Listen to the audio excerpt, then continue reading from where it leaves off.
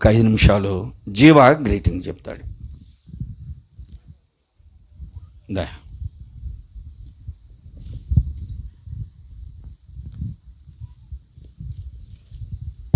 మంచిదండి. చేరి వచ్చిన అందరికీ మన ప్రభువును రక్షకుడు యేసుక్రీస్తు వారి నామంలో వందనాలు తెలియపరుస్తా ఉన్నాను. చెప్పండి, చెప్పరా? నిద్రలు వస్తున్నాయో? సరే, ఎక్కువసేపు చెప్పనులే కానీ చిన్న సాక్ష్యం చెప్తాను. తండ్రి అనే దేవుడు ప్రతి ఒక్క మనిషికి వారి కుటుంబాల్లో ఆశ్చర్య కార్యాలు ఎప్పుడూ చేస్తూనే ఉంటాడు. అయితే నేను చూస్తున్నప్పుడు ఎదుటి వాళ్ళ గృహాల్లో, ఎదుటి వాళ్ళ కుటుంబాల్లో ఆశ్చర్యకార్యాలు చేస్తూ ఉంటాడని నమ్ముతా ఉన్నాం కాబట్టి, కానీ మా గృహంలో కూడా ఆశ్చర్యకార్యం చేస్తాడని మాత్రం నేను నిజంగా బలంగా నమ్మి చవి చూశాను. ఎలాగంటే 2024 నాకు గుర్తుంది. 2024 ఏప్రిల్ నెలలో ఇక్కడ ఉన్నటువంటి మా నాన్నగారు ఆ పరిస్థితిలో లేడు. భయంకరమైనటువంటి అనారోగ్యంతో ఉదయ హాస్పిటల్లో జాయిన్ చేసాం. ఫిట్స్ వచ్చి పెరాలసిస్ అంతకుముందు నుంచే ఉంది. 2008 నుంచి బాధపడతానే ఉన్నాడు. అనారోగ్యం వస్తూనే ఉంది, పోతానే ఉంది. కానీ 2024 ఏప్రిల్ నెలలో భయంకరమైనటువంటి అనారోగ్యానికి గురయ్యాడు. వాస్తవానికి 2024 ఏప్రిల్లో అనారోగ్యానికి కారడానికి ముందు జీవితాన్ని చూస్తే నేను ఒప్పుకోవడానికి దేనికైనా సరే ఒప్పుకుంటాను. మా నాన్నగారి యొక్క జీవితం దేవుణ్ణి విడిచిపెట్టినటువంటి జీవితాన్ని గడిపాడు. ఏమండి, అందరికీ తెలిసిందే. మా కుటుంబంలో నిద్రలేని రాత్రులు గడిపిన సంగతులు నాకు తెలుసు, నా కుటుంబానికి తెలుసు, నా బంధుమిత్రులకు తెలుసు, మాకందరికీ తెలుసు. నిద్రలేని రాత్రులు గడిపాం. చుట్టుపక్కల కూడా తెలుసు. గుర్తు చేసుకోండి. నిద్రపోలేని స్థితి, తిన్నది కూడా, వండుకున్నది కూడా తినలేని పరిస్థితి. ఎందుకంటే ఇక్కడ కూర్చున్న మా నాన్నగారు చేసినటువంటి ఘనకార్యాలు తప్పు పట్టట్లేదు. కానీ ఆ సాతాను ఎలాగైతే ఆయన ప్రేరేపించి దేవునికి దూరం చేసిందో, కానీ దేవుడు దూరమైనటువంటి ఆ విషయాన్ని గుర్తు చేశాడని నేను నమ్ముతా ఉన్నాను. దేవుడే గుర్తు చేశాడండి. దేవుడే గుర్తు చేశాడు. నేను ఒక మాట బాగా నమ్ముతాను. యోబు గ్రంథం 5వ అధ్యాయం 17వ వచనంలో, దేవుడు గద్దించు మనుష్యుడు ధన్యుడు, కాబట్టి సర్వశక్తిని యొక్క గద్దింపును తృణీకరింపకము. దేవుడు గద్దించాడు. దేవుడు ఎన్ని మార్లు మా నాన్నగారిని గద్దించాడు, కానీ లోబడలేదు. ఆ సంగతి తెలుసు. కానీ ఆఖరిగా ఇంకొక అవకాశం ఇవ్వాలని తనని దేవుడు అనుకున్నాడు. భయంకరమైనటువంటి అనారోగ్య స్థితిలోనికి దేవుడు తీసుకెళ్ళాడు. అదే అధ్యాయం 18వ వచనం కూడా ఉంటుంది. ఆయనే గాయమును కట్టును, గాయపరుచును, స్వస్థత చేయుచును. ఈ మాట నేను బాగా నమ్మానండి. దేవుడే గాయపరిచాడు, దేవుడే గద్దించాడు, కానీ గాయం కట్టింది కూడా దేవుడే.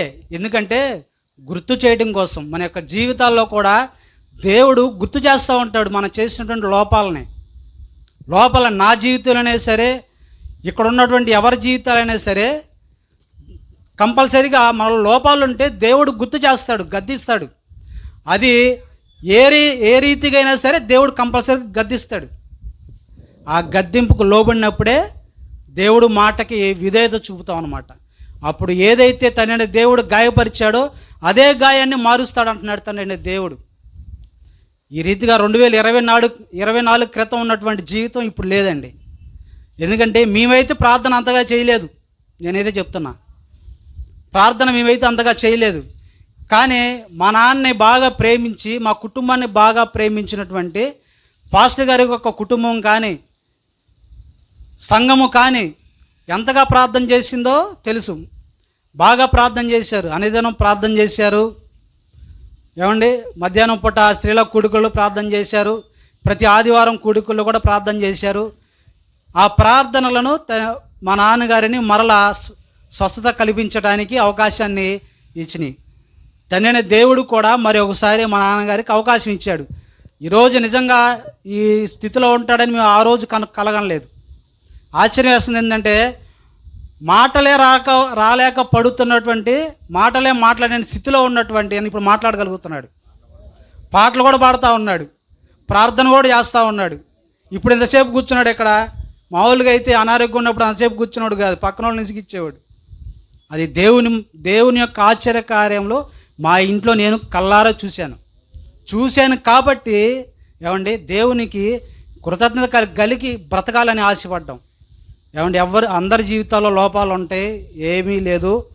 దేవుడు గద్దించినప్పుడు మాత్రం దానికి లోబడి బ్రతకి దేవుడు ఏదైతే సరే గద్దించినా గాయపరిచినా ఆయనే స్వస్థతపరచాడని చెప్పి తనని దేవుని మీదే నమ్మకం ఉంచుకుందాం. ఈ రీతిగా మా కుటుంబాన్ని బాగా ప్రేమించినటువంటి తనని దేవునికి ముందుగా ఎన్ని థ్యాంక్స్ చెప్పినా కానీ అవి వ్యర్థమే. దాని తర్వాత సంఘానికి కూడా అనేక మారులు సంఘం మా నాన్న కోసం ప్రార్థన చేశారు, మా కోసం కూడా ప్రార్థన చేసేవాళ్ళు. మేము ఇప్పటికైనా కోరుకునేది ఒకటేనండి, మాకు ఏ రోజు కూడా నేను ఆస్తులు కానీ అంతస్తులు కానీ కోరుకోం, మంచి ఆరోగ్యం అనే కోరుకుంటాం. ఉన్నంతకాలం హ్యాపీగా బ్రతకాలి, మంచిగా ఆరోగ్యంగా ఉండాలి, నలుగురితో మంచి అనిపించుకోవాలి, అంతే. ఇది దేవుని యొక్క కృప ద్వారాగానే జరిగిద్దని నమ్ముతా ఉన్నాం. ఈరోజు ఈ కూడి కూడా ఏర్పాటు చేసుకోవడానికి కారణం కూడా ఒకటి ఉంది. అదేంటంటే చిన్న వాక్యం చెప్పి ముగిస్తాను. కీర్తన గ్రంథం 105వ అధ్యాయంలో మొదటి నుంచి, యెహోవాకు కృతజ్ఞతాస్తుతులు చెల్లించుడి, ఆయన నామమును ప్రకటించుడి, జనములలో ఆయన కార్యములను తెలియచేయుడి. ఇందును బట్టి ఇక్కడ మనం కూర్చొని ఉన్నాం. దేవుడు మా కుటుంబంలో చేసినటువంటి కార్యములను బట్టి ఇది చేసింది మనిషి కాదు, ఏ మనిషి చేయలేదు, డాక్టర్ కూడా చేయలేదని నమ్ముతాం. డాక్టర్లే చేతులు ఎత్తేసారు ఆ రోజుల్లో. ఏమండి ఉదయ హాస్పిటల్లో ఉన్నటువంటి శివారెడ్డి సార్ అని ఒక అతను ఉన్నాడు, శివాజీ సార్. ఆయన కూడా బాగా పరిచయమే, ఫ్యామిలీ డాక్టర్ అన్నమాట.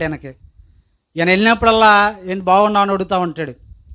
ఆ శివాజీ సారు కూడా ఆ డాక్టర్ గారు కూడా మీ నాన్న అసలుకి బ్రతుకుతాడు, నాకు 2019లోనే చెప్పాడు బ్రతకడని. 2019లోనే చెప్పాడు బ్రతకడని. 2024 వచ్చింది, 24 దాకా చూశాడు ఆ డాక్టర్ గారు. 24 దాకా చూశాడు. మళ్ళీ 24 తర్వాత బాగైన తర్వాత కూడా వెళ్తూ ఉంటే ఆయన ఇంకా సంతోషిస్తూ ఉన్నాడు. నాకు చెప్పాడు ఓ రోజు వెళ్ళినప్పుడు, మీ నాన్న అసలుకి 2019లో చెప్పాను మీకు చనిపోతాడని, కానీ మీరు అదృష్టవంతులయ్యా, జాగ్రత్తగా చూసుకోండి అన్నాడు. ఇదంతా చేసింది ఏ డాక్టర్ కూడా కాదు, కానీ దేవుడని నమ్ముతా ఉన్నాం. దేవుడు మా కుటుంబంలో చేసినటువంటి ఈ అద్భుత కార్యములను బట్టి ఆయన నామాన్ని మేము ప్రకటిస్తూ ఉన్నాం. ఇది చేసింది దేవుడే అని నమ్మి తనైన దేవునికి కృతజ్ఞత కలిగి ఈ కూడికని ఏర్పాటు చేసాం. ఈ కూడికకు వచ్చినటువంటి మీకు నా యొక్క ప్రత్యేకమైన వందనాలు తెలియపరుస్తూ ఉన్నాను. షారోన్ గారి విషయం మరి జీవా చెప్పిన ప్రకారంగా కోమాలోకి వెళ్ళిపోయినట్టు అయిపోయేవాడు. అసలు మనుషులను గుర్తుపట్టలేక ఎవరిని గుర్తుపట్టే స్థితిలో లేడు. చివరికి భార్య వచ్చిన, అంటే భాగ్యమక్క వచ్చిన, అమ్మాయిదమ్మా అని ఏమని అడిగేవాడు. వీళ్ళందరూ ఉండి చెప్తూ ఉండేవాడు. భాగ్యమ్మ అంటే అవునా అనేవాడు. ఎవరిని గుర్తుపెట్టేవాడు కాదు. కానీ నేను వస్తే మాత్రం పాస్టర్ గారు వచ్చాడమ్మా అనేవాడు. మరి అదేంటో అర్థం కాదు. ఫస్ట్ నుంచి కూడా అంత పరిస్థితిలో ఉండి ఒకసారి వీళ్ళుండి ఎవరు వచ్చారో తెలుసా నీకంటే, ఎవరు పాస్టర్ గారేగా నేను పిచ్చోడిని అనుకుంటున్నారా ఏంది అంటున్నాడు. అట్లాగా ఆ స్థితిలో కూడా గుర్తుపట్టగలిగిన వాడు. మరి ఇది నాన్న ఒక వాక్యం ఏంటంటే, నరులను సజీవులుగాను మృతులుగాను చేయువాడు యెహోవాయే. మనం లక్షలు ఖర్చు పెట్టినా హాస్పిటల్కి వెళ్ళినప్పుడల్లా 50,000 పైనే కానీ 50,000 లోపు ఖర్చు కావు.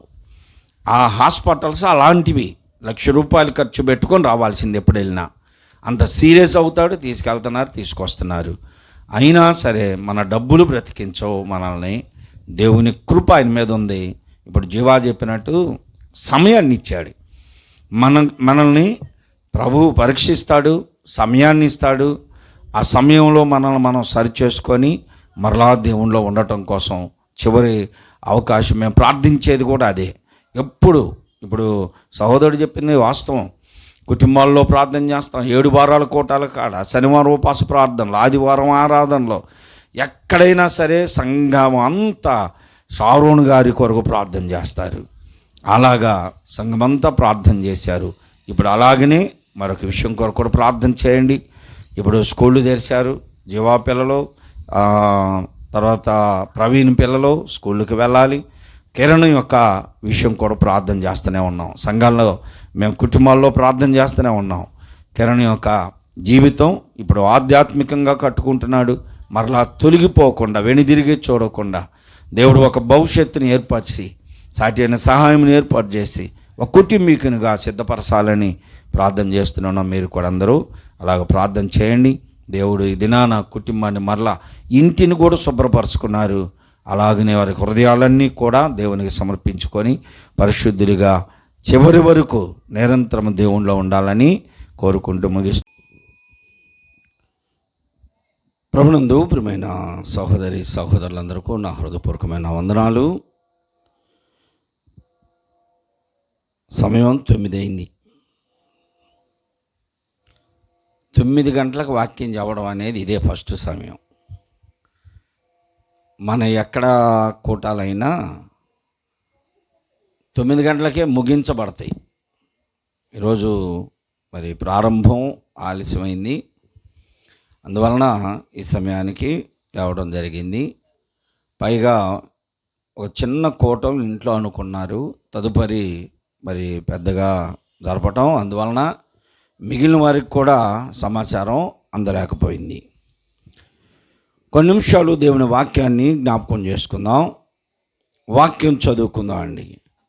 రాజుల 2వ గ్రంథము 4వ అధ్యాయము.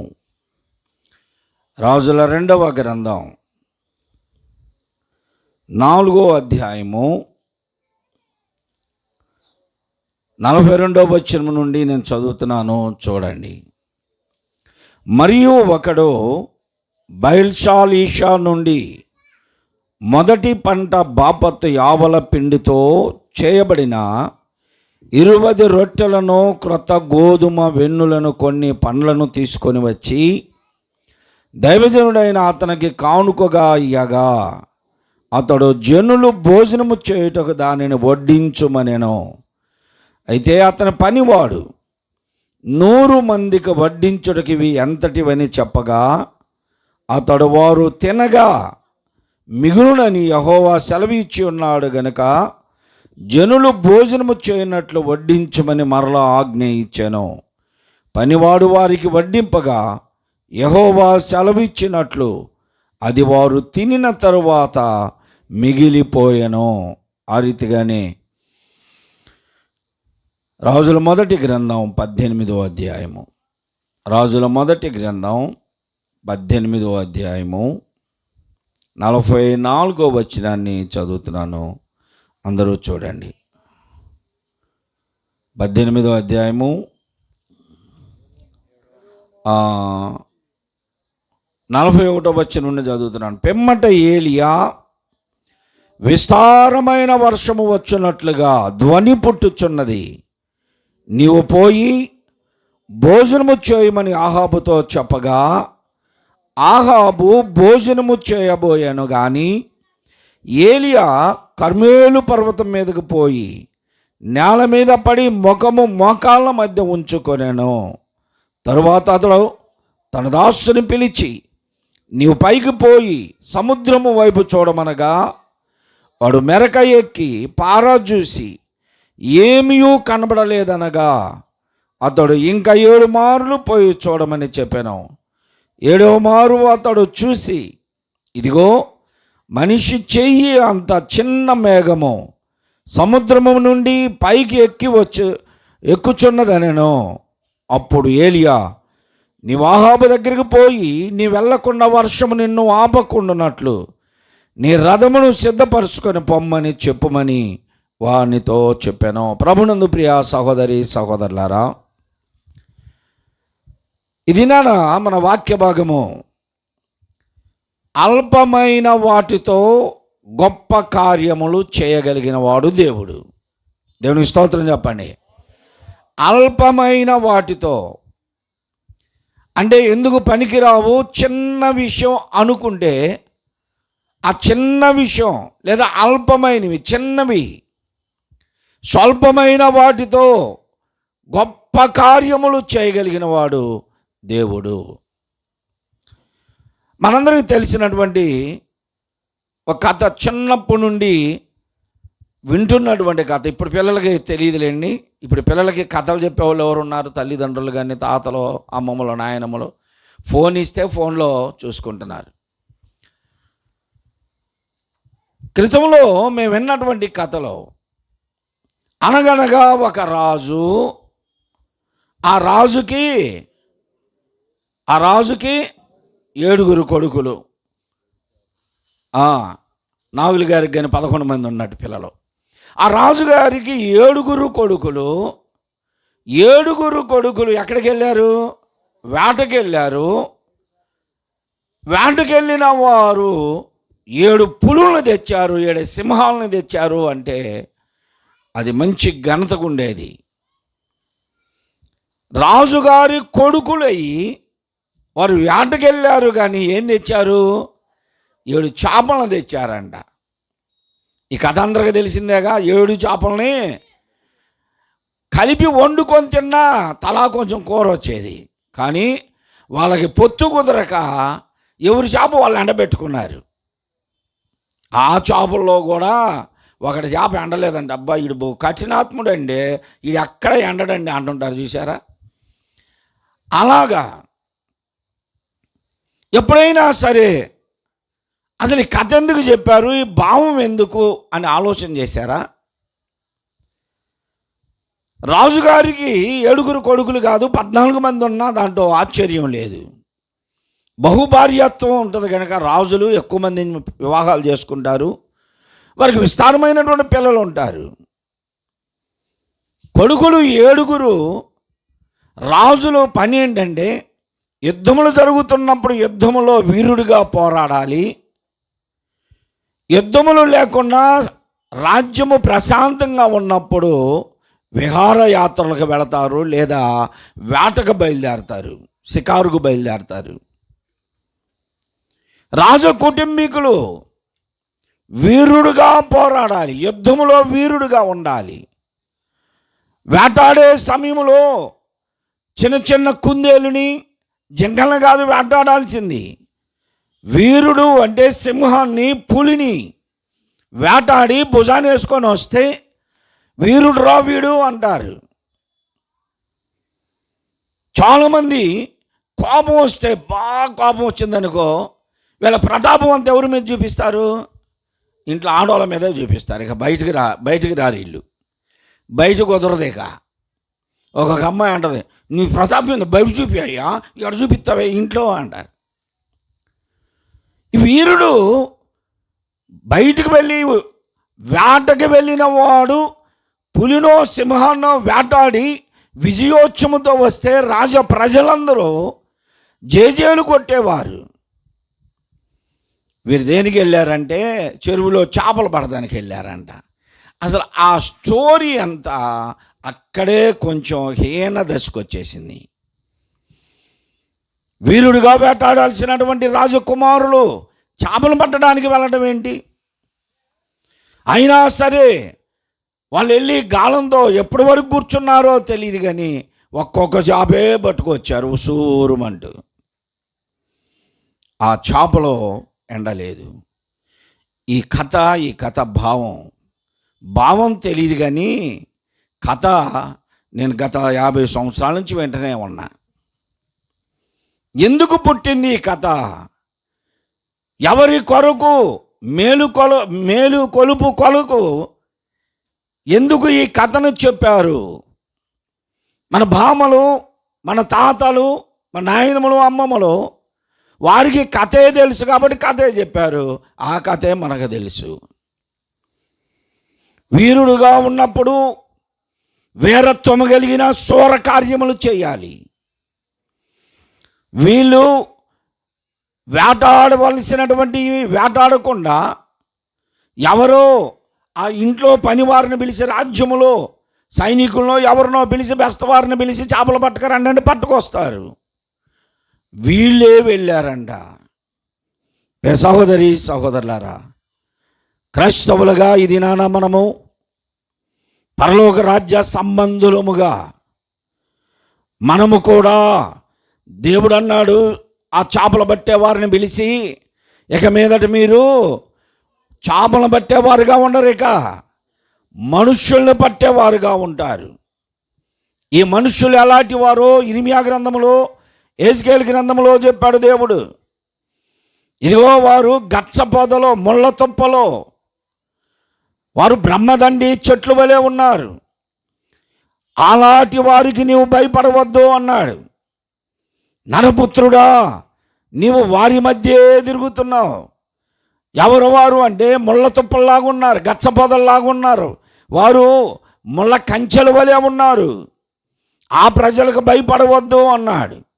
మనుషుల స్వభావాలు, వారి యొక్క క్రియలు, వారి జీవితం అంతా ముళ్ళు ముళ్ళు గచ్చ పొదలు ఎలా ఉన్నాయి. కాబట్టి నీవు ఇప్పుడు చేపలను కాదు పట్టాల్సింది, మీరు మనుష్యులను వేటాడాలి. మనుషుల్ని పట్టండి. దేని కొరకు పట్టుకోవాలి మనుషుల్ని అంటే, చాలామంది వీళ్ళని పొగడడానికి, వీళ్ళ వెంట తిరగడానికి పట్టుకుంటున్నారు. ప్రభువుని వెంబడించడానికి, ప్రభువుని చూపించాలి. ఏ సేవకుడైనా ఒక విశ్వాసి రక్షించబడితే ఆ విశ్వాసిని తన వెంట తనను పొగుడుతూ తిరగడం కాదు. ఇది నాను చాలామంది రక్షింపబడిన విశ్వాసులు ఒక సేవకుని వెంట తిరిగితే సేవకుని పొగుడుతూ ఉంటారు. సేవకుని కాదు పొగడాల్సింది, ఆ సేవకుడు ఎవరిని చూపిస్తున్నాడో ఆయన ఎవరు అంటే, మానవ పాప పరిహారార్థమై మన పాపముల కొరకు సిలువలో రక్తమును చిందించినటువంటి నజరేయుడైన యేసు అని వారు చెప్పాలి, వారిని వెంబడించాలి. దేవునికి స్తోత్రం. మనుషులను కొని ఆడకూడదు, మనుషులను పొగడకూడదు. సావుకులుగా మనమందరమును విశ్వాసులుగా మనల్ని పిలిచిన వాని పిలుపును అనుసరించి మనల్ని రక్షించడానికి చనిపోయి సమాధి చేయబడి తిరిగి లేచినటువంటి ప్రభువుకి సాక్షులుగా ఉండాలి. వీరు 7 వెళ్ళి చేపలను పట్టుకొచ్చారు. ఆ చేపలో ఎండలేదు. ఎందుకు అంటే గడ్డివామం అడ్డం వచ్చిందంటే, గడ్డి అడ్డం వచ్చి ఎండలేదు. మానవ జీవితంలో నువ్వు చేయవలసినటువంటి ఏ పని అయినా జ్ఞానముతో చేయాలి. ఈ గడ్డి అజ్ఞానానికి గుర్తు. ఆవు మేయలేదు. ఆవు నీలో ఉన్న అహంభావము, గర్వం, అతిశయం, ఆత్మీయ జీవితంలో మనిషి ఎదగకపోవడానికి కారణం అహంభావం లోపల దాగి ఉంటుంది, అతిశయం దాగి ఉంటుంది, గర్వం దాగి ఉంటుంది.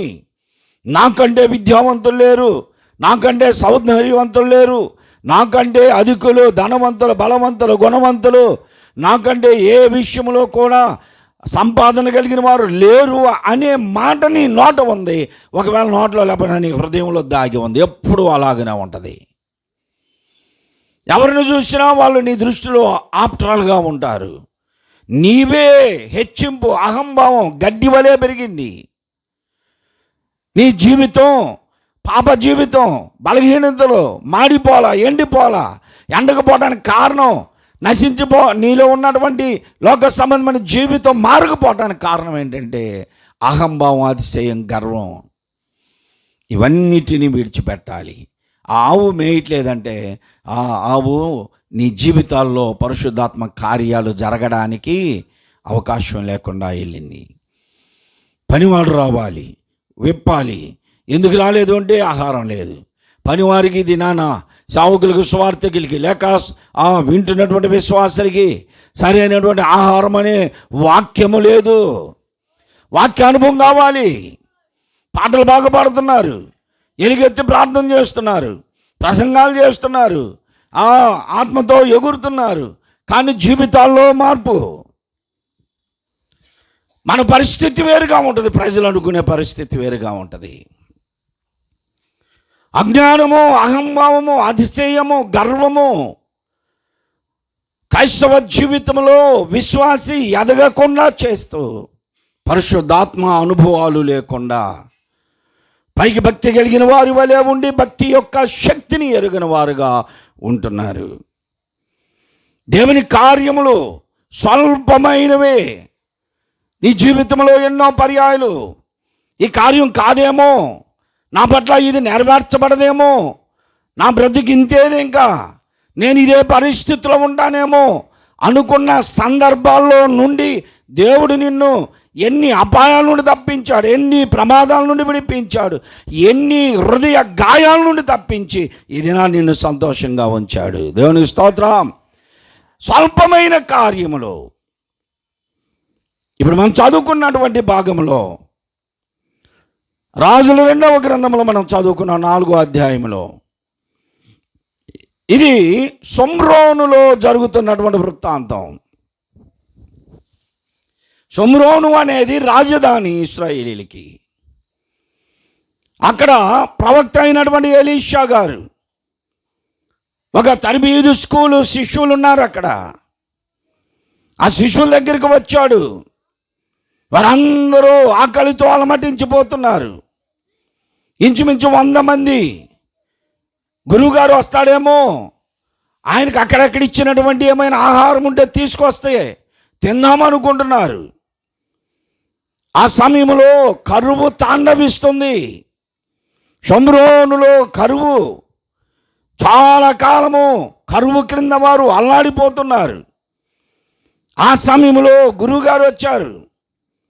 శిష్యులందరూ ఆయన వైపు చూస్తున్నారు. ఎవరో వచ్చి, నీలాంటి మంచి వాళ్ళు గురువుగారు 2 రోజుల నుంచి ఆహారం కూడా లేదయ్యా అన్నాడు. ప్రార్థన చేసి ఇప్పుడు అంటున్నాడు, మీరు వెళ్ళి కూరనండి ఫస్ట్ అన్నాడు. అందుబాటులో ఏ కూరగాయలు ఉంటాయి తెచ్చి వండండి అన్నారు. ఇప్పుడు కూరగాయలు అందరికి అందుబాటే. ఆ లైన్లో రోడ్డు మీద ఒకటి, ఆ లైన్లో రోడ్డు మీద ఒకటి, ఆ లైన్లో రోడ్డు మీద ఎటు పోయినా మన కూరగాయలు ఇప్పుడు దండి ఉన్నాయి. ఇదివరకు కూరగాయలు తెచ్చుకోవడం మేము మార్కెట్ పోవాలి. అందుబాటులో ఉన్న ఏది ఉంటే అది కూరనండి అన్నాడు. ఒక అతను వెళ్ళాడు, ద్రాక్ష ఆకులను కూడా కూర వండుకుంటారంట, తెలీదు. అతను వెర్రి ద్రాక్ష గుణమెరుగుక ఇది కూడా ద్రాక్ష అని తీసుకొచ్చేసి కూర వండేశాడు. కూర వండారు. మరి రొట్టెలు కావాలిగా. ఆ రోజులో వాళ్ళు తినేది రొట్టెలే. మా కాలంలో మేము ఇక్కడ ఉన్నప్పుడు చాలామంది అప్పుడు వృక్షాలు వేసేవాళ్ళు, పనులకి వెళ్ళి వచ్చేవాళ్ళు. ఉదయం చెప్పి వెళ్తారు. వెళ్ళేటప్పుడు ఏం చెప్పేది, ఏమయ్యో ఓ మామా, ఓ బావు, సాయంత్రానికి ఏమి లేవు అంటే, నీకెందుకు, నేను వస్తా తెస్తానులే అని పోతాడు ఆయన. సరే, ఆయన వచ్చేటప్పుడు ఏదో ఒకటి వండుదామని అని పచ్చడి కూర చేసి పెట్టిద్ది. ఇప్పుడు ఆయన వచ్చేటప్పుడు తాకుండా వచ్చాడు అనుకో, తాకుండా వచ్చిన వాళ్ళు కూడా ఉన్నారు. ఫుల్గా వేసుకొని ఆ వచ్చిన 3 రూపాయలు 4 రూపాయలు రిక్షా దొక్కిని వేసుకొని వచ్చేవాళ్ళు, పడేసి కుమ్మేవాళ్ళు ఇంట్లో. సరే, అవన్నీ ఇప్పుడు ఈ గురువు గారు ఫస్ట్ కూర వండండి అన్నాడు. కూర వండారు. ఒకడు ప్లేట్లు వేసుకున్నారు. ఈ లోపల రొట్టెలు వస్తాయి, వడ్డించండి అన్నాడు. వడ్డించే లోపల ఎందుకు, గురువు గారికి నమ్మకం ఉంది. ప్రార్థన చేస్తే దేవుడు చెప్పాడు, అయ్యో ఆహారం వస్తుంది కానివ్వండి మీరు అన్నాడు. అందరికి వడ్డించారు. ఇలాంటి సందర్భం ఇప్పుడు చెప్తుంటే గుర్తొస్తుంది. ఇలాంటి సందర్భం హైదరాబాద్ కన్వెన్షన్స్లో బక్సింగ్ గారు ఒక సంవత్సరం ఇలాగనే జరిగిందంట. ఆ రోజంతా నీళ్లు చుక్కలేవు, లక్షల మంది. ఇప్పుడు గుడారాల పండుగకి ఎట్టొస్తారో అలాగున బక్సింగ్ గారి ఆ కన్వెన్షన్స్కి హైదరాబాదులో గోల్కొండ ఏరియాలో అలా వస్తారు. ఆ రోజు ఒక్క చుక్క నీళ్లు లేకుండా ప్రభుత్వ కక్ష గట్టి నీళ్లు రాకుండా చేసిందంట. ప్రార్థన చేశాడు. అందరూ వస్తున్నారు. ఏనేమో ప్రార్థనలోనే కూర్చున్నాడు. అందరూ పెద్దలంతా రావడం, బక్సింగ్ గారి దగ్గరకు వచ్చి అన్నా అని అడుగుదామంటే ఆయన ప్రార్థనలోనే ఉంటున్నాడు. ఉదయం నుండి మధ్యాహ్నం అవుతుంది. మీటింగ్ బిగిన్ అయ్యే టైం అవుతుంది. ఆలస్యం అవుతుంది. నీళ్ళు లేవు. ఏ అవసరం తీరాలన్నా, దప్పికి తీరాలన్నా, వంట చేయాలన్నా, వారికి వాష్రూమ్లకు కావాలన్నా నీరే లేదు. ఎవరో ధైర్యవంతులు వచ్చి అక్కడ అలికిడి చేస్తే ఆయన కళ్ళు తెరిచి చూస్తే, అన్న ఒక చుక్క నీళ్ళు ఇవ్వంటే, మీరు పనులు ప్రారంభించండి నీళ్ళు వస్తాయి అన్నాడంట. నీళ్ళు వస్తాయి అన్నాడు. ప్రభుత్వమేమో కక్షగట్టి నీళ్లు లేకుండా చేసింది. ఇక్కడ ఏ అవసరానికి నీళ్ళు లేవు. అన్నేమో ప్రారంభించండి పనులు అన్నాడు. కూరగాయలు దొరుకుతున్నారు, అన్నీ బిగించేశారు. ఆ సమయంలో అందరూ ఆశ్చర్యపడేటట్లుగా 40 వాటర్ ట్యాంకులు వరుసగా కన్వెన్షన్ చుట్టూ వచ్చేసి ఆగిపోతున్నాయి అంట. దేవుని స్తోత్రం. ఇది అప్పుడో 30 సంవత్సరాల క్రితం జరిగిన కార్యం. 30-40 సంవత్సరాల క్రితం విశ్వాసం కలిగినటువంటి సేవకులు చేసే ప్రతి పని ఇలాగున ఉంటుంది. దేవుని మీద నమ్మకంతో ఆయన చెప్పాడు, ఆ ట్యాంకులు విస్తారంగా సమృద్ధి అయిన నీటిని దేవుడు పంపించాడు. ఇప్పుడు ఇక్కడ కూడా అదే జరుగుతుంది. ప్రవక్త ప్రార్థన చేయగా దేవుడు చెప్పాడు, ఆహారం వస్తుంది, మీరు సమృద్ధిగా ఉంటారు, దిగులు పడవద్దు అన్నాడు. ఏం చెప్పాడు? కోరనమన్నాడు. అందులో విషం ఉంది, పిండి తెచ్చాడు, విషం విరిచేశాడు. మన వాక్య భాగం అది కాదు కాబట్టి చెప్తున్నాను. ఇప్పుడు అందరూ కూర వడ్డించుకున్నారు, రెడీగా రొట్టెలు పంచాలి. ఇప్పుడు ఆ భోజనం, అక్కడ ఆ సమయంలో భోజనం రొట్టెలే కనుక ఇప్పుడు ఈ 100 మందికి వరుసగా వడ్డించుకుంటూ వెళ్ళారు. కూర విషము విరిచి వేసిన కూర, అది విషముతో నింపబడినటువంటి కూరని దైవజనుడు పిండి వేసి విషమును విరిచి వేశాడు. ఇప్పుడు అలా కూర్చోగానే బయల్షాలిషా నుండి ఒకడు మొదటి పంట బాపత్తులో నుండి యావల పిండితో చేయబడిన 20 రొట్టెలు, ఏంటంట 20 రొట్టెలు, కొన్ని గోధుమ వెన్నులు, కొన్ని పండ్లను తీసుకొని దైవజనుడైన ఎలీషా దగ్గరకు వచ్చాడు. కానుక తీసుకొచ్చాడు. అవన్నీ తీసుకొచ్చి అక్కడ పెడితే ప్రవక్త గారు అంటున్నాడు, పనివాడిని పిలిచి, బయట ఇగో ఇవి తీసుకెళ్ళి అందరికి వడ్డించండి అన్నాడు. ఆ పనివాడు అతనిని చూసి అతను లెక్క పెట్టాడు. రొట్టెలను తీసి కొంచెం 20 రొట్టెలే, ఇంతమందికి వడ్డించడానికి 20 రొట్టెలు ఏ పాటివయ్యా, ఏ పాటివి అని అంటున్నాడు. ఇప్పుడు పనివాడు అలాంటి వాడే. 20 రొట్టెలు 100 మందికి ఎలా వస్తాయ్యా? ఒకటి 2 రొట్టెలు తిన్నా లేదు, ఒక్కొక్కటి తిన్న 20 మందికే కదా, 2 తింటే 10 మందికే కదా, మరి ఎలా సరిపోతీవి అన్నాడు. ఇప్పుడు అంటున్నాడు దైవజనుడు, రేయ్ నోర్మై, దేవుడు చెప్పాడు నాకు. ఏమని చెప్పాడు? వారందరూ తృప్తిగా తినగా ఇంకా మిగిలితే వెంటనే వారి చేతికి విరిచి వడ్డించగా అందరికీ సమృద్ధిగా వస్తున్నాయి. సమృద్ధిగా అల్పమైనవి అనుకున్నాడు పనివాడు. నీ జీవితంలో ఎన్నో సందర్భాల్లో నీకు వచ్చినటువంటి కష్టమును చూసి ఈ కష్టం ఇక పోదేమో అనుకున్నావు. నీకు వచ్చినటువంటి నష్టములు, అనారోగ్యములు, ఆపదలో, ఆర్థికపరమైన ఇబ్బందుల్లో, లక్షల అప్పుల్లో ఉన్నాను నేను, ఇప్పుడు ఈ అప్పులు ఎలా పోతాయి, ఇంతేనేమో నా బ్రతుకు అనుకొని ఎంతోమంది ఆత్మహత్యలు చేసుకున్న సందర్భాలు కూడా ఉన్నాయి. వచ్చినటువంటి కష్టాలు, నష్టాలు, శ్రమలు, బాధలు ఏదైనా సరే ప్రతిదీ కూడా దేవుని ఎదుట పెట్టాలి. మన ప్రతి పరిస్థితిని ఎరిగినటువంటి దేవుని ఎదుట, ప్రభా ఇదిగో నాకు ఈ కష్టం వచ్చిందయ్యా, ఈ నష్టం వచ్చింది, నాకు ఈ బాధ వచ్చింది, శరీరంలో అనారోగ్యం వచ్చింది, గృహములో నాకు ఆర్థికపరమైన ఇబ్బంది వచ్చింది, దీని నుండి ఎవ్వరూ నన్ను తప్పించలేరు. కొంతమంది మనకు ధైర్యం చెబుతారు, నీకేం పర్వాలేదు పో, నేను ఉన్నానుగా అంటారు. ఒకవేళ ఆ సమయంలో నిన్ను ఆదుకున్న, బ్రతికినంత కాలం నిన్ను వారు, నేను లేకపోతే ఆ రోజు అట్టుండేది అనుకున్నావు, నీకు నేను కాబట్టి, నేను ఇవ్వబట్టి, నేను రాబట్టి, మాట చెప్పబట్టి అని నిన్ను ఎన్నిసార్లు చెప్పేస్తుంటారు. కానీ దేవుడు అలాంటి వాడు కాదు. ఒకసారి నీ జీవితాన్ని మననం చేసుకో, జ్ఞాపకం చేసుకో. ఎన్ని అపాయాలు, ఆపదల నుండి విడిపించబడ్డావో.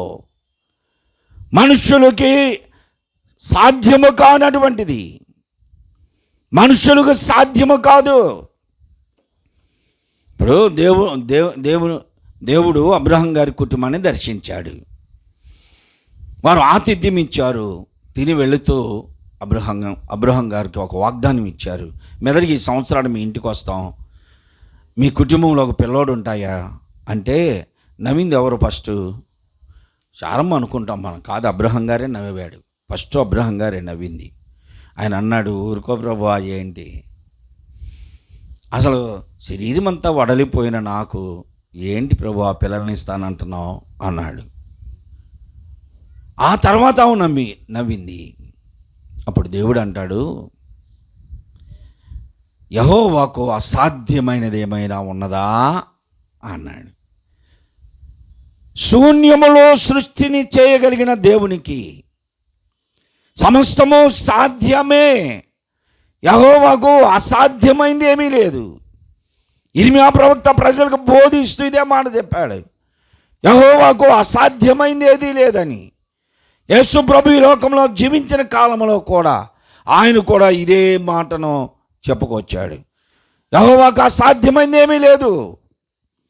నీ జీవితంలో నువ్వు ఎక్కడ కృంగిపోయావో అక్కడే ప్రభువు తెలియచేయి. ప్రభు, ఇదిగో ఈ స్థితి నన్ను నలగొట్టేసిందయ్యా, నా జీవితాన్ని చిగురు అనేది లేకుండా మోడుబారిన జీవితాన్ని చేసిన నా జీవితం, ఈ క్రియలు నన్ను చంపివేశాయి, ఈ ఆర్థికపరమైన ఇబ్బందులు నన్ను కృంగదీశాయి, ఈ అనారోగ్యము నన్ను బాధకు గురి చేశాయి. ప్రార్థన చేయ, ఆ స్థితిలోనే ఉండి ప్రార్థన చేయాలి. ఈ మధ్యకాలంలో హాస్పిటల్కి వెళ్ళాను ప్రార్థన చేద్దామని. ఒక సహోదరుడికి బాగాలేదు, భయంకరమైనటువంటి కిడ్నీల బాధతో ఉంటే తీసుకెళ్లారు హాస్పిటల్లో. ప్రార్థన చేయడానికి పిలిస్తే సరేనని వెళ్ళాను నేను. ఎంత బాధపడుతున్నాడని వీళ్ళు చెప్పిన వాళ్ళు చాలా భయంకరంగా చెప్పారు. అసలు అటు మసిలినా భయంకరంగా అల్లాడుతున్నాడు పాస్టర్ గారు అంటే సరే వెళ్ళాను నేను. నాకు వీలు కాకపోయినా వీలు కలిగించుకొని వెళ్ళా. నేను వెళ్ళేసరికి ఆయన హాస్పిటల్ రూమ్లో ఫోన్ పెట్టుకొని జబర్దస్త్ చూస్తాను అవుతున్నాడు.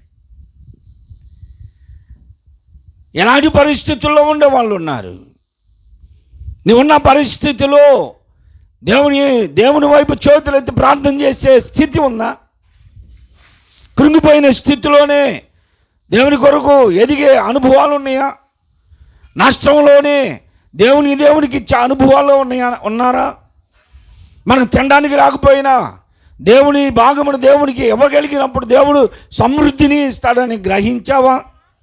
బయల్షా నుంచి వచ్చినటువంటి ఇతను కరువు కాలములో 20 మైళ్ళు దూరం వచ్చాడు అతను గాడిద మీద.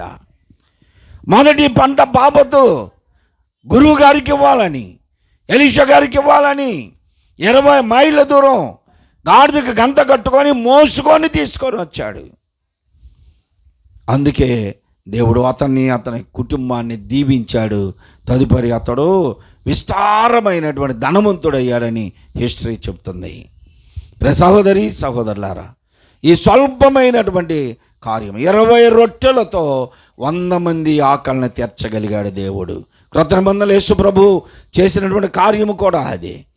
5 రొట్టెలు 2 చేపల్ని పిల్లలు కాక పురుషులు 5,000 మంది భుజించారు. 5 రొట్టెలు 5,000 మంది భుజించారు. ఇంకా 12 గంపలు మిగిలినాయి అంట. అంత విస్తారముగా దేవుడు అభివృద్ధి చేశాడు. ఇప్పుడు మరొక అధ్యాయాన్ని మనం చదివాము. రాజుల మొదటి గ్రంథము 18వ అధ్యాయంలో మనం చదివినటువంటి సందర్భం. ఇక్కడ ప్రవక్త అయినటువంటి ఏలియా గారిని మనం చూస్తున్నాం. దేవుని ఆజ్ఞ చొప్పున ఆయన ఆహాబు రాజు దగ్గరికి వెళ్ళి ఆహాబు రాజుతో ప్రకటన చేసి వచ్చేసాడు. ఇదిగో ఈ సంవత్సరములలో మంచైనను వర్షమైనను ఇక పడదు అని చెప్పేశాడు, వెళ్ళిపోయాడు. 3 సంవత్సరములు మంచైనా వర్షమైనా లేదు. ప్రజలు అల్లాడిపోతూ ఉన్నారు. ఒకానొక దినమున చివరిలో 3 సంవత్సరాల తర్వాత అప్పటికి రాజు దగ్గర కూడబెట్టినటువంటి ఆ మనుషులకు ఉన్న ఆహారమును, పశుపక్షాదులకు ఉన్నటువంటి ఆహారం అంతా అయిపోయింది. నీరు కూడా దాచుకున్నాడు, ఏమీ లేదు, చెరువులు ఎండిపోయినాయి. ఇప్పుడు తన దగ్గర పనివాడైన ఓబద్యా అని పిలిచాడు. ఓబద్యా అనేటువంటి వ్యక్తి ఆహాబు దగ్గర పనివాడు. ఇతడు దైవభక్తి కలిగిన వాడు. ఇతడు ఆహాబుకు తెలియకుండా 100 మంది దేవుని పిల్లలను, ప్రవక్తలను ఆ గుహలలో దాసి 50 మందిని కరువు కాలములో, కష్టకాలములో వారికి ఆహారమును, నీరును ఇచ్చి పోషిస్తున్నాడు ఎవరికి తెలియకుండా. ఈ ఆహాబును అతని పనివాడైన ఓబద్యా ఇద్దరు బయలుదేరి ఓబద్యాతో అంటున్నాడు, ఆహాబు, ఓబద్యా నువ్వు ఒక ప్రక్కకి వెళ్ళు, నేను ఒక ప్రక్కకి వెళతా. ఎక్కడైనా నీటి ఓటలు, చెరువులు, కోనేరులు ఏమైనా ఉన్నాయేమో చూద్దాం. రాజ సమ్ముఖంలో ఉన్నటువంటి రాణులు, పిల్లలు, రాజ సంబంధికులు, రాజ పశుశాలలో ఉన్న గుర్రములు, వంటెలు, గాడిదలు, ఇలా పశుపక్షాదులు అన్నీ చచ్చిపోతున్నాయి. కొంచెం గుక్కడి నీళ్లు, కొంచెం మేత అయినా ఉందేమో చూద్దాం పదా అని ఈయన ఒక మార్గాన్ని, ఆయన ఒక మార్గాన్ని వెళుతున్నాడు. అప్పుడు దేవుని ఆత్మ ఏలియాతో మాట్లాడాను, వెళ్ళు బయలుదేరు అనగా ఏలియా బయలుదేరి వస్తూ ఉండగా అతనికి ఓబద్యా ఎదురయ్యాడు. ఓబద్యాకు ఎదురయ్యాడు. ఓబద్యా అని పిలిస్తే ఓబద్యా ఏలియా గారిని గుర్తుపట్టాడు. ఏలియా గారిని గుర్తుపట్టాడు. జీవము కలిగిన యెహోవా దేవుని సేవకుడు అయిన ఏలియావు నీవే కదా అని అడుగుతున్నాడు. అవును నేనే అన్నాడు. ఏంటి నాయనా, ఎందుకు పిలిచావు ఇప్పుడంటే, నువ్వు ఇప్పుడు వెంటనే ఆహాబు దగ్గరికి వెళ్ళు, నేను ఇక్కడున్నాను, అతన్ని రమ్మని చెప్పు అన్నాడు. ఎవరి దగ్గరికి ఎవరు వెళ్ళాలండి? ఎవరి దగ్గరికి ఎవరు వెళ్ళాలి? రాజు దగ్గరికి ప్రవక్త వెళ్ళాలా? ప్రవక్త దగ్గరికి రాజు రావాలా? ఇప్పుడు సంగతి మీరు ఆలోచిస్తున్నారు. బైబిల్లో రాజు దగ్గరికే ప్రవక్తలు వచ్చిన సందర్భాలు తక్కువ, కానీ ప్రవక్త దగ్గరికే రాజులు, అధికారులు, అధిపతులు ఎవరైనా సరే ప్రవక్త దగ్గరికే రాజులు కానీ ఎవరైనా రావాలి. ఇప్పుడు మన వాళ్ళు ఎలా ఉంటారు తెలుసా? మధ్యరాత్రికి మొన్న 11 గంటలకి ఒకళ్ళు ఫోన్ చేసి, పాస్టర్ గారు తొందరగా వస్తావా, ప్రార్థన చేసి వెళ్దు అంటున్నారు. ఏమైంది అంటే, ఆ అమ్మాయి కొట్టుకులు ఆడుతుందండి, దెయ్యం పట్టిందంట. దెయ్యం పడితే తీసుకొని చర్చికి రావాలి, కానీ ఇప్పుడు ఏం చేయాలా?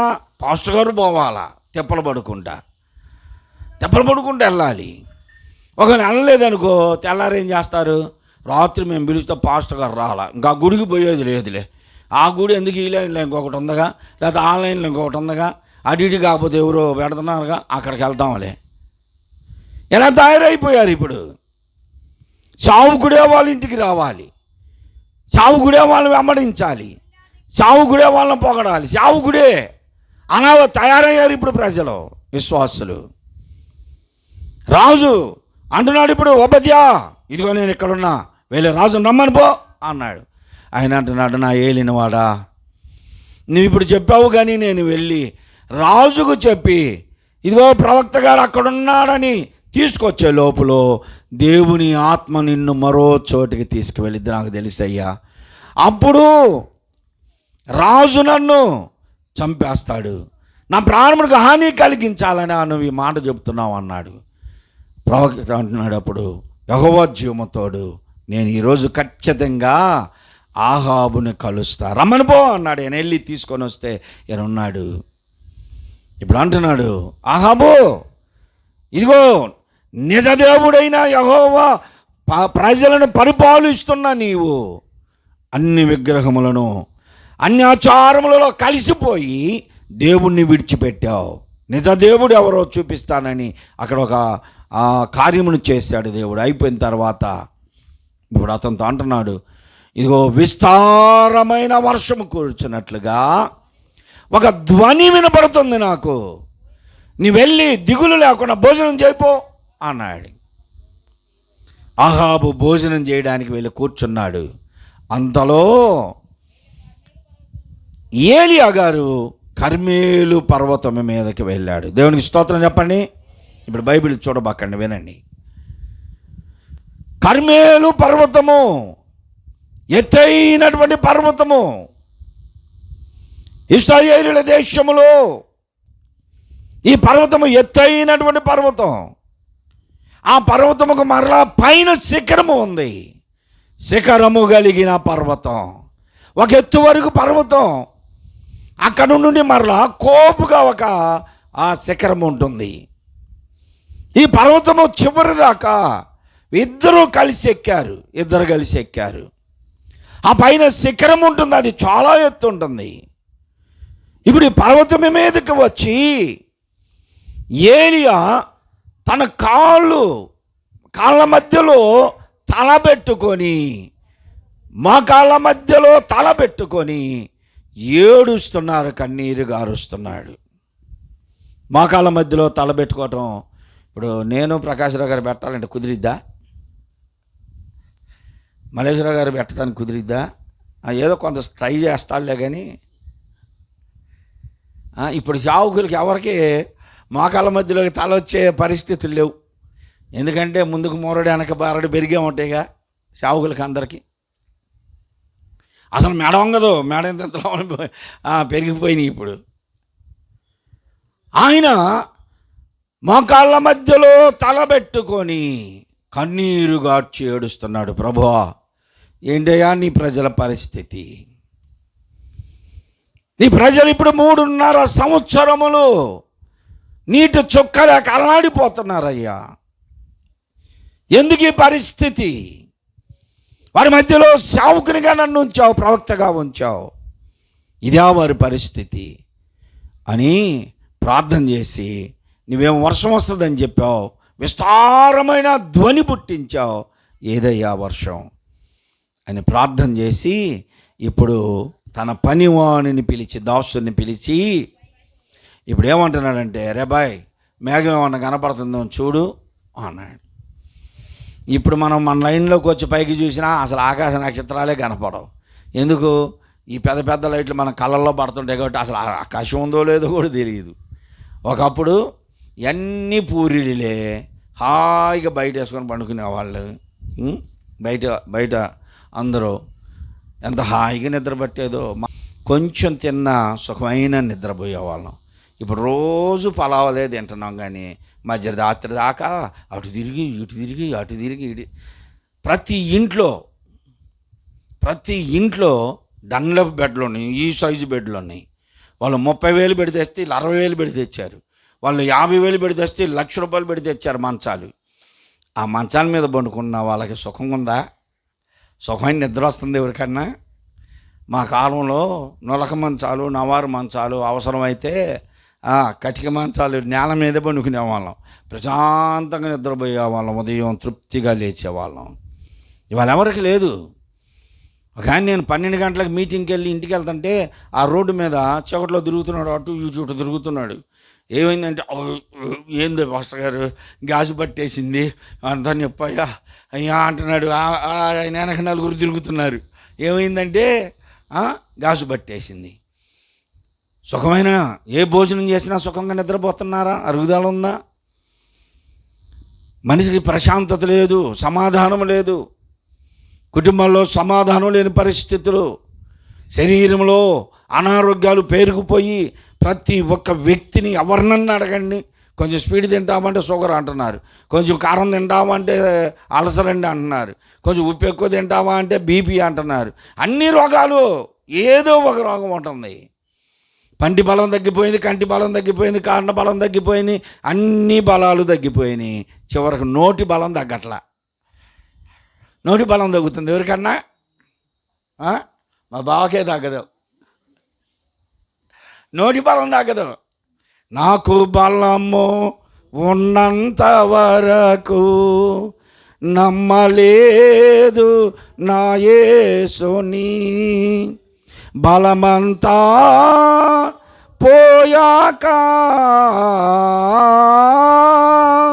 బలమంతా పోయాక వెంబడించాను నా యేసుని, వినిపించుచున్నది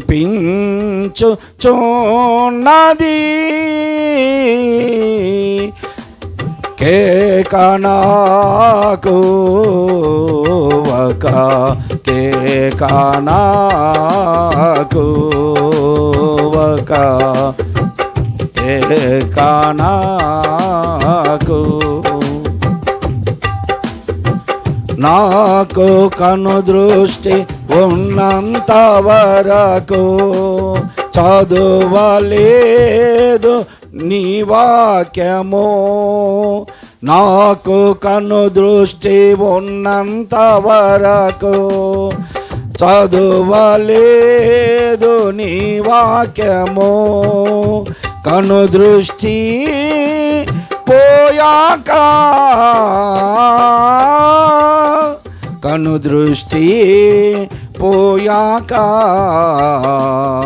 చదవాలని ఉంది నీ వాక్యము, వినిపించుచున్నది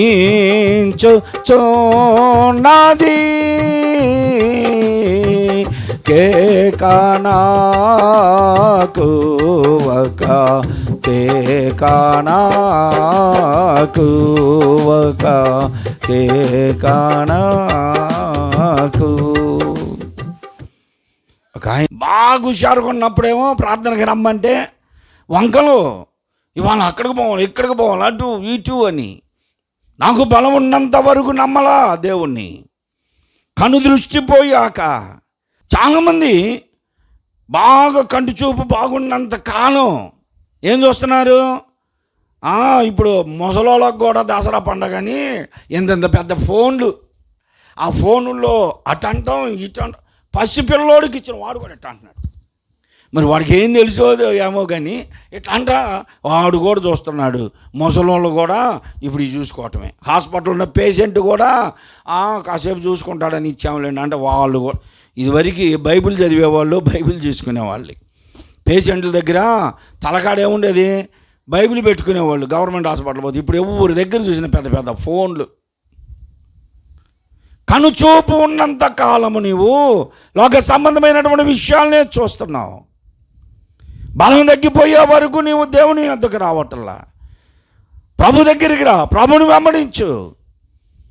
ఇదిగో ఇప్పుడు ఏలియా గారు కర్మేలు పర్వతం మీదకి వెళ్ళి అక్కడ ఏడ్చి కన్నీరు కార్చి ప్రార్థన చేసి ఇప్పుడు అంటున్నాడు తన దాసుని పిలిచి, బాయ్ కొంచెం నువ్వు పైకి చూడయ్యా, పైకి చూడంటే పైన చూస్తే ఏమీ లేదు, నిర్మలంగా ఉంది, ప్రశాంతమైన వాతావరణం, ప్రశాంతంగా ఉంది వాతావరణం. ఇప్పుడు ప్రవక్త అంటున్నాడు మరలా ఏడ్చి కన్నీరు కార్చాడు. అయ్యా విస్తారమైన వర్షపు ధ్వని వినిపించావు, వర్షం ఏది? నీ కుటుంబాల్లో కూడా ప్రశాంతమైన వాతావరణం ఉన్నంత కాలం నువ్వు దేవుణ్ణి నమ్మలేవు, విశ్వసించలేవు, దేవుని దగ్గరికి రాలేవు. ఏదో ఒక చిన్న శోధన రావాలి, శరీరంలో అనారోగ్యం రావాలి, కుటుంబంలో ఆర్థికపరమైన ఇబ్బందులు రావాలి, నీ చుట్టూ శోధనలు చుట్టుకొని ఉండాలి, అప్పుడు వస్తావు దేవుని దగ్గరికి. ఒక కుటుంబం ఉంది, చిన్న ఏదైనా శోధన వస్తే అందరు చేరి రెండు ప్రార్థన చేసుకుంటారు, రెండు ప్రార్థన చేస్తారు. ఆ శోధన పోయిందనుకో అసలు ప్రార్థన లేదు, ఏమి లేదు. ఇప్పుడు తన దాసుని పిలిచాడు పైకి వెళ్ళు. అతను పైన చూస్తే కొంచెం కూడా మేఘం లేదు, కొంచెం కూడా మేఘం లేదు. ఇప్పుడు ఆయన అంటున్నాడు,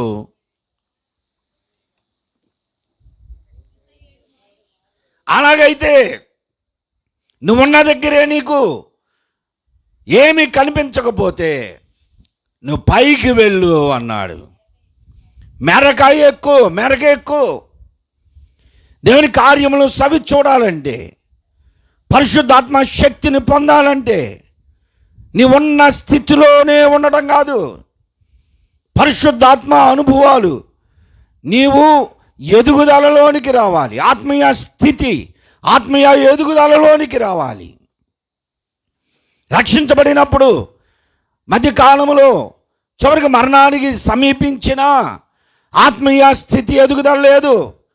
చాలామంది జీవితాల్లో మాటల్లో మార్పు రావటంలా, వారి నడకల్లో జీవితంలో మార్పు రావటంలా, దేవుని జ్ఞాపకం రావటంలా, దేవుని వద్దకు వెళదామనే స్థితి లేకుండా బ్రతుకుతున్నారు. అందుకని ఇప్పుడు ఏలియా ప్రవక్త అంటున్నాడు తన దాసుని పిలిచి, ఇక్కడ చూస్తే నీకేం మేఘం కనపడలేదు కదా, వర్షపు సాయిలు లేవు కదా, నీవు ఇప్పుడు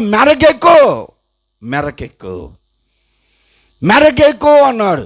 ఇతను ఆ పర్వతం మీద నుంచి శిఖరమునకు ఎక్కాడు. దేవునికి స్తోత్రం. పైకి వెళ్ళి అతను అటు ఇటు చూశాడు, ఏమీ కనపడలా. మరలా దిగి వచ్చాడు. ప్రవక్త అడుగుతున్నాడు, ఏమైంది అంటే, నాయనా ఎక్కడ అసలు ఏమీ కనపడట్లా, చిన్న మేఘం కలలేదు, వర్షమే లేదయ్యా, వర్షం లేదు. ఇప్పుడు ఆయన అన్నాడు, అలాగైతే కాసేపు ఆగుదాం. ప్రార్థన చేశాడు మరలా, ప్రభువా ఏంటయ్యా. ప్రార్థన ముగించి మరలా ఇప్పుడు మరలా ఎక్కమన్నాడు. రెండోసారి చెబితే వెళ్ళాడు. రెండోసారి వెళ్ళి చూసి మరలా దిగి వచ్చాడు. ఏమైంది అంటే, ఏమీ లేదయ్యా, కొంచెం మేఘం కూడా లేదు. మరలా ప్రార్థన చేసి ఇప్పుడు మరలా మూడోసారి ఎక్కమన్నాడు. ఒకసారి అంటే అభిమానంగా వెళతారు, రెండోసారి కొంచెం కష్టంగానన్నా వెళ్తారు, మూడోసారి చెప్పారనుకోండి చేస్తారా లోపల ఎక్కడో మండుతుంది. నాకు ఇన్నిసార్లు చెబుతాడు, ఒకసారి చెప్పొచ్చుగా. చిన్నపిల్లలు మీరు కొట్టుకాడికి పంపిస్తారుగా, చిన్నప్పటి నుంచి ఆ మూల మీద ఒక కొట్టు ఉండేది. ఏ కొట్టాక అన్నమాక అది ఆ మూల మీద అతని పేరు ఏదో ఉంది కదా, ఉమా వాళ్ళ అన్న. ఆ కొట్టు దగ్గరికి మా అక్కోళ్ళు ఏం చేసేవాళ్ళు అంటే, ఫస్ట్ ఏమో ఏదో సరుకులు చెప్పేవాళ్ళు, వెళ్ళి వచ్చేవాడిని, తర్వాత మళ్ళీ ఇంకో సరుకులు చెప్పేవాళ్ళు. చివరిలో అప్పుడు అంతా ఉడికినాక కొత్తిమీర కరివేపాకు గుర్తొచ్చేది. అరే తొందరగా పోయిరాపాను, కోపం వచ్చేది. ఏం చేస్తాం వాళ్ళు పెద్దోళ్ళుగా, లోపల కుమిలిపోయాను. నేనే పెద్దోళ్ళని అయితే మిమ్మల్ని అనుకునేవాడిని. ఒకసారి చెబితే చేస్తారు, రెండోసారి కొంచెం విసుగ్గా, మూడోసారి కోపం. ఇప్పుడు అయినా సరే దైవజనుడి మాటకు లోబడి ఎక్కాడు, శిఖరమును ఎక్కాడు. మూడోసారి వెళ్ళాడు, అక్కడ ఏమీ లేదు, మరలా దిగి వచ్చాడు. ఎలాగున 6 సార్లు జరిగింది. ఎక్కుతున్నాడు దిగుతున్నాడు. 6ఓసారి ఆయన అక్కడ నిలబడి కేకలు పెడుతున్నాడు, పాస్టర్ గారు, ప్రవక్త గారు, ఏలియా గారు అంటున్నాడు. ముందు దిగాలి. మరలా దిగేది ఎందుకు, మరలా ఎక్కమంటావుగా, నీవు ఏడా ఉండి చూస్తాను అన్నా సరే దిగమన్నాడు అంతే. మరలా ఇప్పుడు 7ఓసారి మరలా ఎక్కుతున్నాడు. 7ఓసారి శిఖరమునకు ఎక్కాడు. ఎక్కి అక్కడ నుండి ఇప్పుడు అంటున్నాడు, ఏమైనా కనపడుతుందా నీకు అంటే, ఇప్పుడు అంటున్నాడు ఆయన, నా ఏలినవాడా, మనిషి అరచేయి అంత మేఘము సముద్రములో నుండి పైకి రావడం నేను చూస్తున్నా అన్నాడు. ఏలియా ప్రవక్త అన్నాడు, అంతవరకు చాలు, దిగు అన్నాడు. ఇప్పుడు వెళ్ళు ఆహాబు దగ్గరికి. విస్తారమైన వర్షము, జలపాతము, వరద వలె వస్తే నీ రథము కొట్టుకుపోద్ది, వరద రాకముందే నువ్వు వెళ్ళిపో అన్నాడు. అరిచేయంత మేఘము, అద్భుతములను చేయగలిగిన మేఘము. ఎందుకు అలా జరిగింది అంటే, ప్రవక్త గురువుగారి మాట శిశువుడు విన్నాడు. మనం పాడుతూ ఉంటాంగా, ఎక్కలేని ఎత్తైన కొండ ఎక్కించుమో నన్ను పరిశుద్ధ కొండ, ఎక్కలేని ఎత్తైన కొండ ఎక్కించుమో నన్ను పరిశుద్ధ కొండ, చక్కని ప్రభుని మోము చూడా, చక్కని ప్రభుని మోము చూడా, నాకొక దేవా నాకొకసారి కనిపించరావా, నీ కొరకే వెదకేను దేవా, ఒకసారి కనిపించరావా, ప్రభు మొర వినవా, ప్రభు మొర వినవా, నీ కొరకే వెదకేను దేవా, నాకొకసారి కనిపించరావా. ఎక్కలేని ఎత్తైనటువంటి కొండ మనం ఎక్కలేము. దేవుని చిత్తానికి లోబడితే నీకు సాధ్యము కానివి కూడా ఆయనకు సుసాధ్యము చేయగలడు. దేవునికి స్తోత్రం. నీవు ఇప్పుడు దేవుని సన్నిధానంలో ప్రార్థన చేయి. 1 సంవత్సరం గడిచిపోయిందా? నీ జీవితంలో నువ్వు అనుకున్నాయి కాలేదా? 2 సంవత్సరాలు గడిచినాయా? నీ కోరికలని ఆధ్యాత్మికంగా నీ కుటుంబంలో నెరవేరట్లేదా? ఆర్థికపరమైన ఇబ్బందుల నుండి బయటికి రాలేకపోతున్నావా? నీ జీవితంలో నీకున్నటువంటి ఆ సమస్యల నుండి విడిపించబడలేకపోతున్నావా? 1 సంవత్సరం గడిచింది, 2వ సంవత్సరం నిరాశకు గురి కావద్దు, 3వ సంవత్సరం నిరాశకు గురి కావద్దు. దేవుని సన్నిధానంలో మొదట ఏ రీతిగా ఆసక్తి గుండి ఆత్మీయంగా ప్రార్థించి ప్రభుని అడిగావో అదే స్థితిలో కొనసాగు. ఎన్ని సంవత్సరాలైనా దేవుడు నిన్ను విడిచిపెట్టని దేవుడు. దేవునికి స్తోత్రం. విడిచిపెట్టని దేవుడు, వాగ్దానం చేసిన వాడు, నమ్మదగిన వాడు. మా జీవితాల్లో మేము ఎన్నో సవి చూసాం, ఎన్నో అనుభవించాం. అనుభవపూర్వకంగా చెప్తున్నాను. మనం అనుకున్నప్పుడే జరగాలనుకుంటాం, అన్నీ ఇప్పుడే చేయి ప్రభు అనుకుంటాం. మనం చెప్పినప్పుడు చేస్తే ఆయన దేవుడు కాదు. ఆయన చిత్తమునకు లోబడితే ఆయన అనుకున్న సమయానికి ఖచ్చితంగా చేస్తాడు. ఈ జీవితంలో నువ్వెన్నో అనుభవించావు. ఈ రోజున ఒకవేళ నిన్ను సాక్ష్యం చెప్పమంటే గొప్ప సాక్ష్యాలు నీ హృదయంలో ఉన్నాయి. ఎన్నో ఆశ్చర్యమైన మేలుల చేత నింపబడిన ఆ సాక్ష్యాలు నీ హృదయంలో ఉన్నాయి. అన్నిటిని మర్చిపోయావా? అన్నిటిని మర్చిపోయావా? ఇది నాన్న నీవు ప్రవక్తకు లోబడిన ఆ దాసుని వలె ఎన్నిసార్లు ఎక్కమంటే అన్నిసార్లు ఎక్కేటట్లుగా నీవు ప్రార్థనాపూర్వకంగా ఉండు. నీ జీవితంలో ఎన్ని సంవత్సరాలు, మొదటి సంవత్సరం నష్టం వచ్చింది, 2వ సంవత్సరం కృంగిపోయావు, 4వ సంవత్సరం 5వ సంవత్సరం ఎలాగనే కనిపెడుతూ ఉండు. తగిన కాలమందు దేవుడు నిన్ను హెచ్చించున్నట్లుగా ఆయన బలిష్టమైన హస్తము క్రింద నీవు ఒదిగి ఉండు. అత్యధికమైన మేలు చేత దేవుడు నిన్ను నింపుతాడు. దేవుడు ఈ వాక్యమును దీవించునుగాక. ఆమేన్. ప్రార్థన చేసుకుందాం. అందరి తలలు వంచి కళ్ళు మూసుకోండి. అందరు తలలు వంచి కళ్ళు మూసుకోండి. ప్రేమ నమ్మకములు గల మా పరలోకపు తండ్రి, మీ ప్రియకుమారుడు మా రక్షకుడైన యేసుక్రీస్తు పరిశుద్ధ నామంలో ఈ రాత్రి కాల సమయంలో ప్రియసయ్యా మీ పాద సన్నిధానంలోనికి చేరామయ్యా. ఈ రాత్రి కుటుంబంలో నీ దాసుడు షారోను గారిని బట్టి కుటుంబం నాయనా తన కట్టుకున్న భార్య, కడుపును పుట్టిన బిడ్డలు, తోడబుట్టిన వారు అనేక మంది స్థలంలో ఉన్నారు. ఆయన తనున్నటువంటి పరిస్థితిని ఇది నా ఎంత సంతోషకరమైన పరిస్థితి అయ్యా.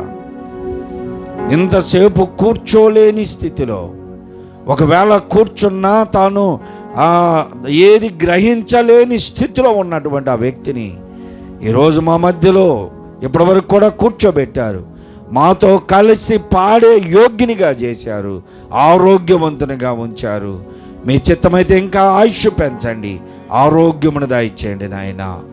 మీరు ఇచ్చినటువంటి ఆయుష్ కాలం అంతటిలో నిన్ను గుర్తించి మరలా తిరిగి పురుకొల్పబడి ఆరోగ్యవంతునిగా నీ సన్నిధానంలోనికి చేరి వచ్చినట్లుగా ఆరాధనలో నిన్ను ఆరాధించువానిగా మీరు స్థిరపరచండి అయ్యా.